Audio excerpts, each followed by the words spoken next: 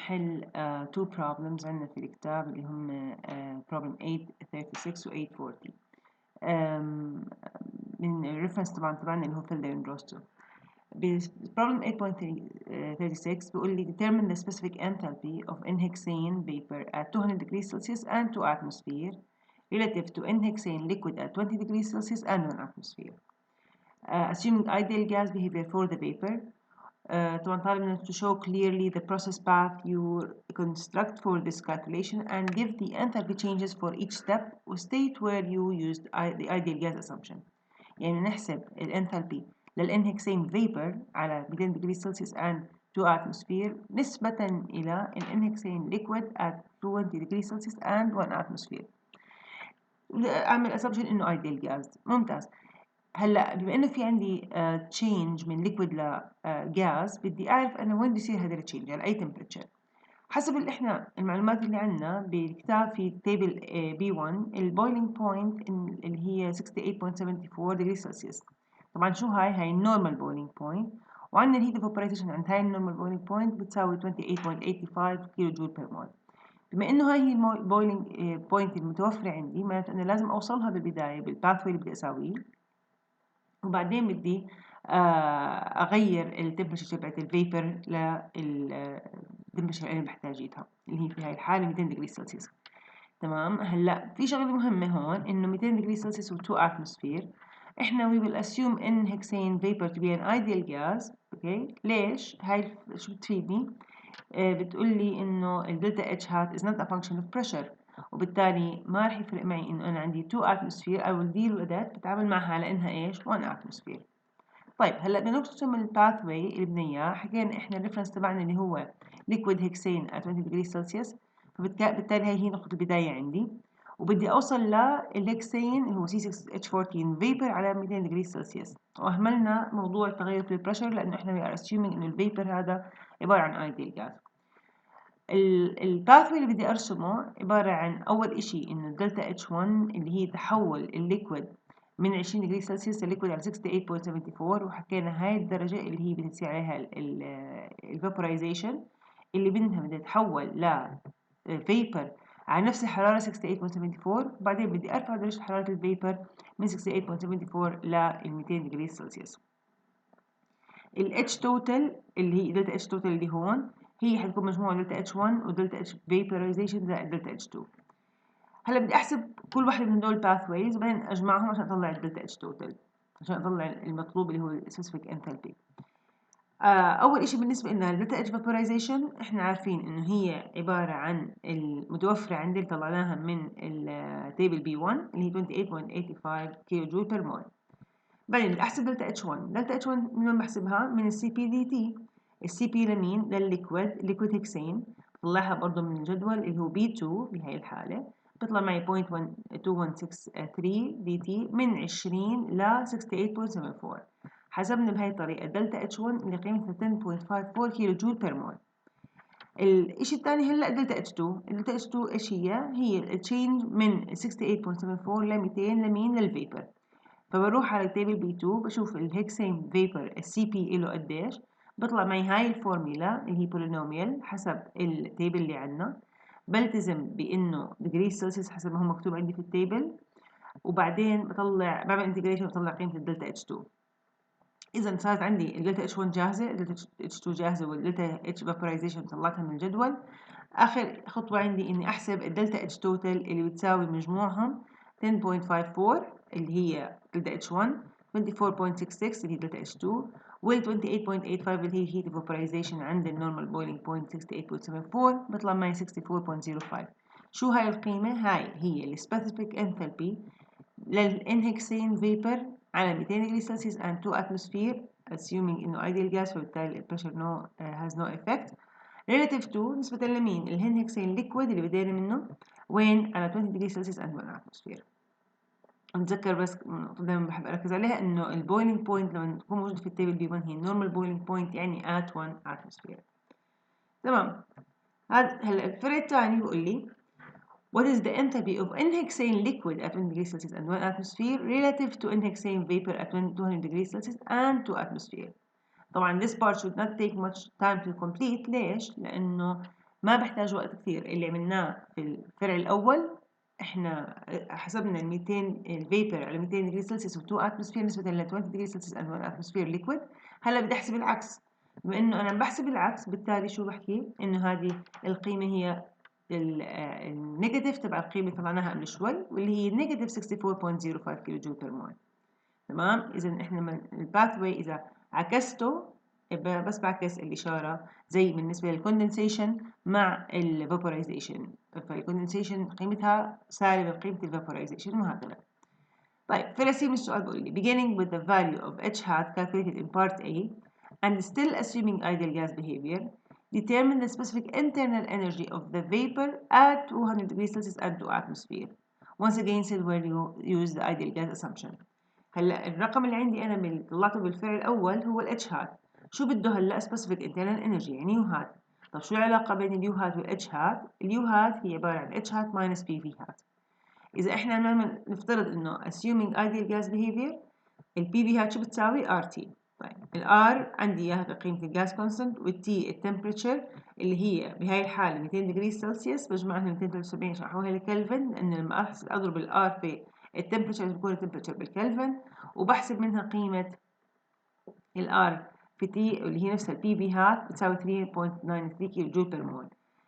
صارت عندي البي في هات معروفه الاتش هات اللي كانت 64.05 بطرح 3.93 من 64.05 بطلع مع قيمة اليو هات اللي هي 60.12 كيلو جول بير مول. تمام؟ إذا استخدمت التعريف تبع السبيسيفيك انترنال انرجي مع الايديال جاز بيهيفير اسامبشن اللي هي بتعطيني البي في بتساوي ار تي وحسبت منها اليو هات. هذا بالنسبة للبروبلم الأولى. البروبلم الثانية اللي هي 840.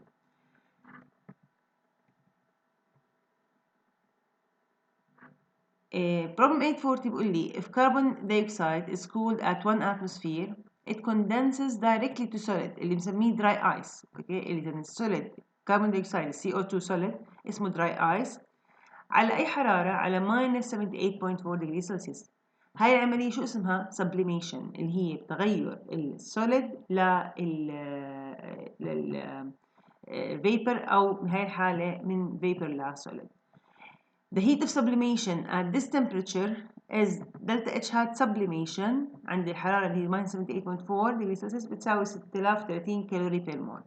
شو المطلوب؟ المطلوب to calculate the heat removal rate kilowatt required to produce 300 kilogram per hour of dry ice at 1 atmosphere and minus 78.4 degrees Celsius if CO2 vapor at 20 degrees Celsius is the feed. اوكي اذا انا عندي الفيد اللي عم بدخله اللي هو CO2 على 20 دجري سلسيوس كميته 300 كيلو جرام بير اور بدي احوله لدراي ايس على الحراره السبليميشن اللي بتصير اللي هي minus 78.4.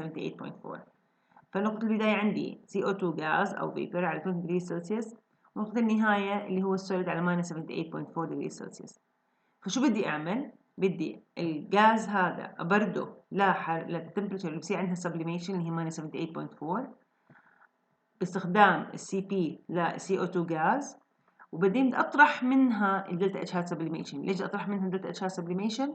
لانه السبليميشن هي التغير من السوليد للغاز. احنا بنتحول من غاز لسوليد فبالتالي بناخذ القيمه السالبه لهذا السبيسيفيك انثالبي. تمام فاحنا هلا شو بحتاج؟ الدلتا اتش هات سبليميشن عندي اياها قيمه 6030 كالوري بير مول عند هاي الحراره. بحتاج سي بي للسي او 2. السي هلا نرجع مره ثانيه على التيبل بي 2 بشوف شو موجود عندي. بالتيبل بي 2 هلا عم بقول لي انه هاي الفورميلا اللي معطايه معنا لازم تستخدم على حرارات اعلى من 0 دجري سلسيوس. احنا من 20 ل minus 78.4 فاحنا well below ال 0 دجري سلسيوس. اذا ما كان عندي معلومات ثانيه باخذ هاي الفورميلا نفسها وبطبقها. بكون عارف طبعا انا انه في عندي نسبه ايرور معينه لكن في غياب اي معلومه ثانيه ما بيكون عندي غير هذا الخيار وهذا اللي احنا حنسويه هلا. باخذ الفورميلا اللي كاتبين هون almost equal. ناخذ هاي الفورميلا ونطبق عليها الانتجريشن من نقطة البداية للنهاية اللي هي من 20 ل minus 78.4 زي ما حكينا وبعدين بحسب منها قيمتها. بطرح منها ايش كمان 6030 اللي هي الهيت اوف سبليميشن. طبعا الهيت اوف سبليميشن بالكالوري بير مول بدي احولها لكيلو جول بستخدم الكونفرجن فاكتور الموجود عندي اللي هو 4.184 في 10 قوس 3 كيلو جول على كالوري، فصارت عندي كيلو جول بير مول وهون كيلو جول بير مول، بجمعهم مع بعض بيطلع قيمة الدلتا اتش هذا بتساوي -28.66 كيلو جول بير مول. هذا الحكي ما بكفي لأنه هو طالب مني قديش هيت ريموفر ريت، يعني الكيو دوت. الكيو دوت شو بتساوي؟ دلتا اتش. دلتا اتش شو بتساوي؟ ان في دلتا اتش هذا. الان عندي كم؟ عندي اللي هي البرودكشن ريت المطلوب 300 كيلو جرام بير اور. ف 300 كيلو جرام بير اور سي او 2 بدي احولها لمول. ليش؟ لانه عندي الدلتا اتش هاد كيلو جول بير مول، فبالتالي بدي اقسم على المولكيولر ويت للسي او 2 which is 44.01 جرام بير مول. حتروح الجرام مع الجرام والكيلو جرام مع الكيلو جرام، وحضربها بعدين في الدلتا اتش هاد اللي هي 28.66 طبعا بالسالب، بس هو مكتوب ريموفد، فاما ريموفد او بالسالب. والمول راحت مع المول في هاي الحالة ضل عندي قديش؟ في عندي كيلو جول بير اور I have to remove من هذا كمية من الغاز.